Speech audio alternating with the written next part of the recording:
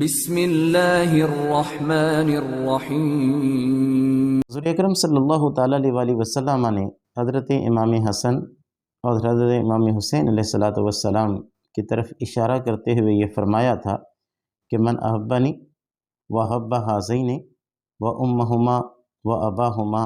کان معی فی درجت یوم القیامہ، او کما قال رسول اللہ صلی اللہ تعالیٰ علیہ وسلم، کہ جو شخص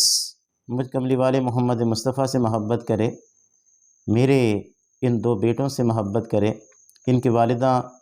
سیدہ طیبہ طاہرہ حضرت خاتون جنت بی بی فاطمہ زہرا سلام اللہ علیہ سے محبت کرے،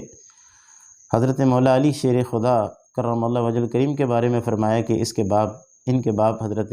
علی سے محبت کرے، وہ قیامت والے دن میرے درجے میں جنت الفردوس کے اندر ہوگا۔ مطلب یہ ہے کہ وہ حضور اکرم علیہ السلام کی غلامی کی صورت کے اندر نبی کریم علیہ السلام کی ہی معیت کے اندر وہ رہے گا۔